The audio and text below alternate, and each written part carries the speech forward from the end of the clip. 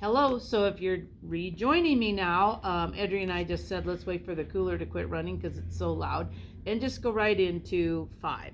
So this is 5 in a series of who knows how many, just whatever we get covered. So we talked about the vibrational level of you and how you are vibrating. Your density, your ability to touch things is due to the rate of vibration going on in things. And we're going to talk about here really quick about how this affects you. So I've made like a little graph here. And I've put a negative sign for negative. And again, this is part of our human story. We make these symbols up to communicate. And a positive or a plus for positive feelings. Okay. And then I have divine neutral. That's what I call it. Right in the middle. Okay. Divine neutral, in my opinion, in my experience, is where we are created to actually be. The world tells you you don't want to be clear over here because that's super bad.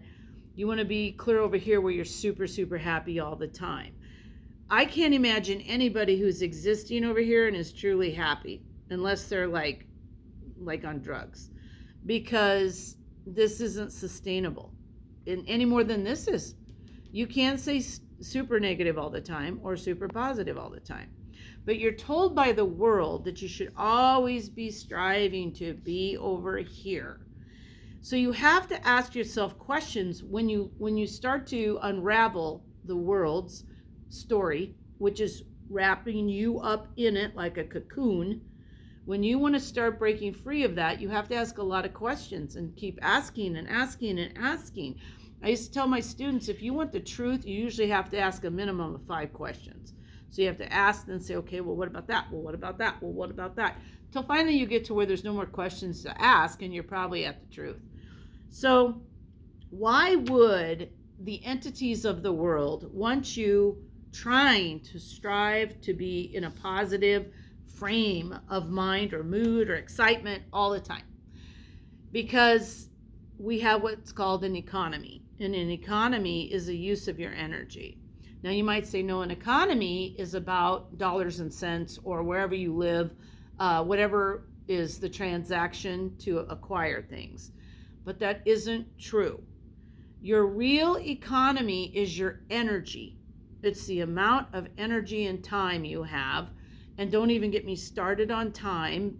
That's a whole nother story.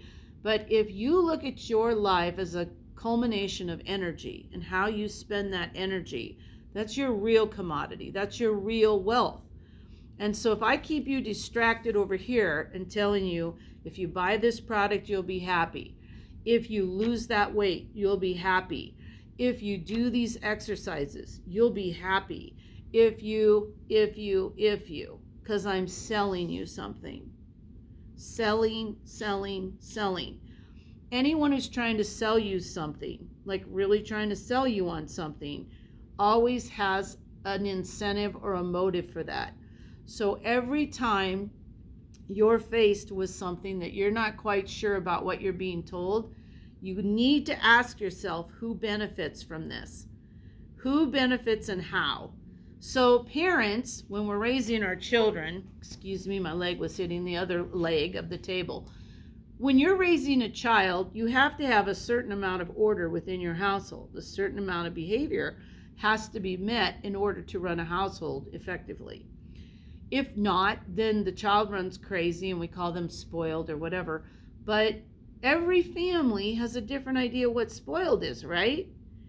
Every person on the planet has a different tolerance to all kinds of things.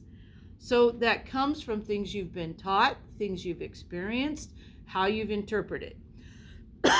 Excuse me. And that all comes from that computer in your head we call a brain, which is run by an ego.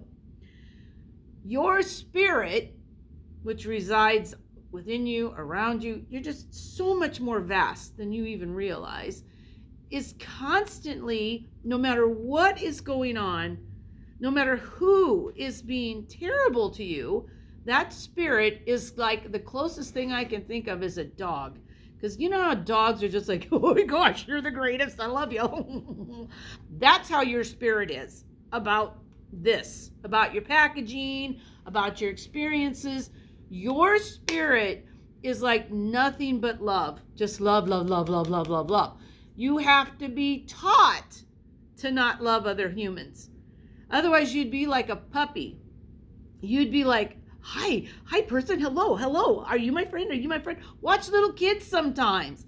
Unless they've been taught to be, which they are taught all the time, stranger danger, for reasons to control them. The whole society, fear, control. Your environment gets smaller, and you give it away out of fear. And we incorporate that immediately with our children. We've been like, you can't, when I was younger, you used to go and watch the babies. You could see babies in their layettes in a nursery. Well, now you can't do that because people have kidnapped babies from hospitals. We have to give them that Social Security number right away. They are, owned by the government immediately. So these things are consistently throughout your whole existence. We give up freedoms, we give up all these things because you're told to stay over here. You got to do all that stuff. You know what? I can't imagine a single person on this planet who has everything they want and is over here like all the time. It just is impossible. We're not created that way any more than we want to be over here all the time. Nobody constantly wants to be depressed. Nobody wants to be angry all the time. Nobody wants to be that way. So you really, instead of striving to be going like this either way, what we want to strive for, what you came here to strive for, was to be here and go up. To be where you know who and what you are, that nobody can shake you. That's called unshakable faith. When you get to a point that you understand who you are, what your purpose is, and by your purpose, I don't mean that you know exactly what you should do every single second of the day. But I can tell you this from the bottom of my heart, from whatever expression can make this happen for you. I would never have chose to put myself in this public venue and share this stuff with you if I didn't truly feel it's my purpose and what I should be doing in life. I live my entire life this way. Ask anybody who knows me well. I drive people crazy because I live my faith. I live what I believe. I don't preach my faith. I don't preach Psalms and things, my favorite verse from the Bible. None of that. I live it. I live what I came to be, and I know what I am. And the rest of it is identifying with the world. Male, female, black, white, whatever. That's identifying with the world. I live my life as much as possible on a spiritual plane that keeps me thinking about you and everyone else I encounter. Is it easy? No. Is it my ego gets me distracted? All the time. But I am always trying to get here. I try to get here and stay here as long as possible. And the only way you can ever accomplish that is to let go of fear. Fear, doubt, worry, anything negative that you associate with, lack of confidence, lack of ability, whatever it is that keeps you from doing something, I'm telling you, that's fear. And one of the greatest fears I think that most people fear, and I know for myself because I've recently confronted this, is a fear of abandonment and rejection. Almost everybody deals with that. In fact, unless they're completely, sometimes super egoic, everyone deals with that. And I had to really, I almost died from the experience I had that was so painful and so emotional, so devastating to me, that I had to work very hard through very dark times to get to where I am right now, to share this stuff with you. So I don't take it lightly, and we're going to talk about just different examples. I would love for you to ask questions. When I teach this class, I immediately have questions. I have people who ask me questions. I can answer the questions.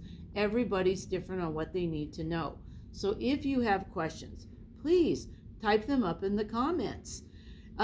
We're found on YouTube, we're found on Accent Floral Facebook page, and we're found on my own private page under Tammy Hempstead. So If you have questions, ask. I'm going to assume otherwise that you understand all of this and know that and have already found your way through this. And maybe you have. No need to watch another video, right? If not, start asking questions. Share information.